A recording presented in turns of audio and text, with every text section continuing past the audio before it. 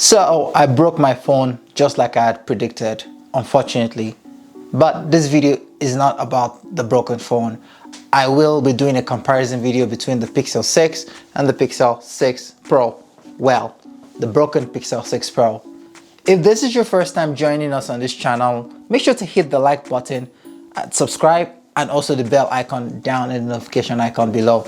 And you get notified when we drop some of our awesome content. Let's dive right into the review or the comparison of these two awesome phones. Starting out, we're going to talk about the price. Now, this phone starts out at the $799 price tag, while the Pixel 6 Pro starts out at $1179. Now, that difference, it's significant, I know, but there's some major differences between both phones that justify that price difference. Now, let's talk about the physical difference between the phone. Very obvious, and for starters, is the screen size. The Pixel 6 is a 6.4-inch OLED display phone compared to the 6.7 of the Pixel 6 Pro. Now, that comes at a price as well, because I find that the 6 is actually more, maneuverable and portable in terms of daily use cases, right? I find out that it easily slides into my pocket, and I'm able to, put it in my pocket for longer periods of time without feeling like it's actually restricting my movement or impinging on my body. But the 6 Pro, it was a completely different case. This thing sticks out like a sore thumb. It's bulging in my pocket, and I can't even sit down with this phone in my pocket. It actually is quite obtrusive. I put it in my pocket, I can't sit down, and I feel like I'm going to smash the phone. Unfortunately, the other option, which was to always hold the phone, didn't work out well for me, because I ended up dropping the phone while I was holding it, and that shattered the entire back piece of the phone. Fortunately for me, I did get the protection plan on the phone, so I'm kind of covered. So it costs $11 monthly, and I'll get up to 6 fixes or repairs to the phone regardless of whatever happens to the phone, which is actually a great option, especially if you're considering getting this phone. You should definitely consider getting a protection plan, or at the very least get a case and screen protector, wrap this thing up in a bubble, make sure that cover it up as much as you can, because the so-called Gorilla Glass and whatever they talked about as being much more stronger didn't actually work in this case, because they actually smashed and broke to pieces. So make sure you get the protection plan. I'll drop a link down in the comment section to kind of let you know, so you can actually review the protection plan and what it covers. So make sure you consider that as well when you're buying this phone. Now let's talk about the next thing, the next difference between these two phones, which is the camera at the front. Now, the Pixel 6 does have the 8-megapixel camera with 84 degrees field of vision, and the Pixel 6 Pro comes with an 11.1 megapixel camera with a 94 degrees field of vision. Basically, what that implies or translates to in reality is, say you and your friends are trying to take a group selfie with the Pixel 6 Pro, it captures less people. With the Pixel 6 actually, it captures less people. 6 Pro, you can actually capture more people because it actually has that 94 degrees field of vision. But in my testing, I did find out that the picture quality, or maybe the display quality or whatever, was much better on the 6 than it was on the 6 Pro. It actually was more crisp and more clearer. I'm not sure if the 6 was actually applying some sort of filter, while the 6 Pro is actually giving you more like a realistic representation of what's happening. I'm not sure, but yeah, it did look better on the 6, which is quite ironic considering the fact that it actually has just the lesser megapixel camera compared to the Pro. So that's just one thing to take note of, right? Another thing that is the major difference between these two phones is at the back of the phone, which is the camera. You can see that the Pixel 6 has that telephoto lens, but that is absent on the Pixel 6. The Pro comes with that 48 megapixel telephoto lens, which is very impressive. It can zoom as much as 20 times, which means that you can capture things that are so far off and still be able to retain the details of the image, right? I mean, I was doing a test. I was sitting down in IHOP and I was capturing the logo or the signboard of the KFC across the street, and this Pixel 6 Pro was able to retain all of the details. The 6 could not even get that far. It maxed out at x4, 4 times zoom. So that telephoto lens, I'll say, at least for me, I think it's a deal breaker. I want a phone that's able to zoom that far off, because it's impressive how much of the detail it retains and how much it still keeps in focus, right? So, but for someone that is not into taking pictures or videos or all that kind of stuff on their phone, I think the 6 is still a very good option or a good alternative, considering the fact that, I mean, it has the same exact ultra wide and wide 12 megapixel and 48 megapixel camera on the rear. Same thing as the one on the Pixel Pro. So you're not gonna be missing out except for that telephoto lens, which is the only difference between the two in terms of the rear cameras.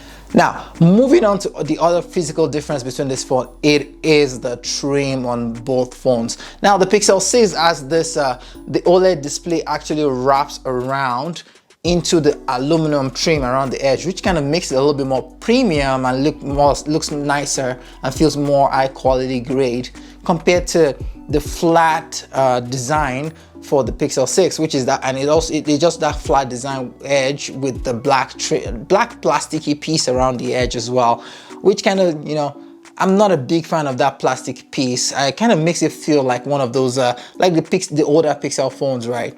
It's yeah, feels like an older design, doesn't feel very modern to me, and I would have really loved to see that aluminum piece on there to kind of make it feel a little bit more premium, right?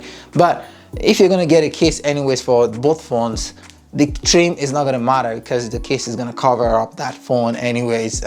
If you're gonna get a case, even if you do get the the clear case, you're not gonna feel the body of the phone, so you're gonna be feeling the case. So at this point, you're gonna be investing into a better case than worrying about the physical traits of the phone itself. Now let's move on to the screen.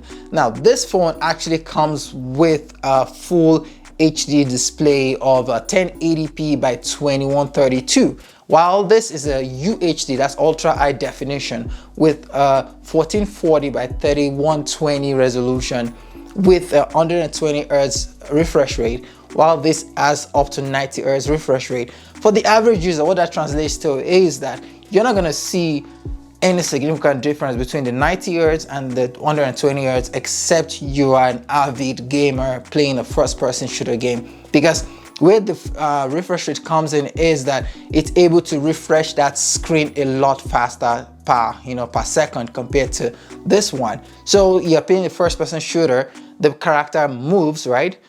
If you have a lower refresh rate, it will take a longer time for your display to show that that character has moved compared to the higher refresh rate. So if you're playing against someone with the higher resolution display, the person will see your new position faster and be able to shoot you and kill you before you can actually respond or do anything, because yours will still be showing the old location of that character. So that's basically where the refresh rate comes in.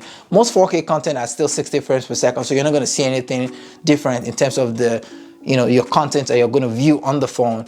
So refresh rate shouldn't be a basis for you to choose between both phones, because it is going to be insignificant or negligible when it comes to both phones, in my opinion though. So that is another difference between both phones, the looks of the phone. Next, we're going to talk about the battery size on this thing. This one's got a 4,000 just over 4,000 milliamp hours, while this one is 5,000 milliamp hour, but it still comes down to the exact same battery life, 48 hours on both of them on super battery saver mode, because I mean this one has that massive display, which means you need a little bit more battery to be able to make up for to get the same life as you would on the smaller phone. But besides that, yeah, it doesn't make it, I don't think this would affect your purchase decision, because you will get the same battery life out of both phones regardless of the battery size. Which takes me down to the technical specification of this phone, which is the capacity. Now this actually comes in, you can only get this at up to 8 gig RAM space, but this you can get it up to 12 gig. For the average user, I don't think this will make any difference between the 8 and the 12. In fact, if you're getting the 6 Pro, you can save a little bit more money and just get a little bit of lower memory. I would recommend that, because most people would never get up to that 12 gig anyways, or even utilize most of it. So you're just basically paying for the numbers, not the actual usage of it. So save yourself that money and don't get caught up in the numbers, and just be practical about it instead. Getting 12 gig is not practical for most people, so get something that you would actually use instead of just getting it for the big numbers. All right, that pretty much wraps up my comparison of the 6 and the 6 Pro. And I think whatever option you decide to go with, it is going to be a fantastic choice, right? Whether you are going with the 6 because of the screen size, right? Or you go with the 6 Pro because you want that extra display or the telephoto lens, right? You can't really go wrong on either of the phones. Their prices are pretty impressive. You know, you can't really find any other phone on the market that can give you that kind of value to price, you know, that value to price, right? So feel free to go with either of the phones. And you know, for me personally, I'll be opting with the Pro especially because of that telephoto lens. And I do love big screens. I love big display as well. So even though I have smashed and I'm more prone to breaking my big phones, it still would not deter me from going with the bigger phone.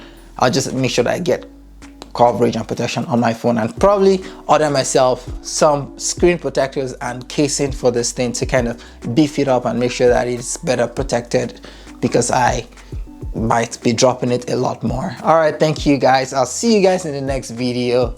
Peace.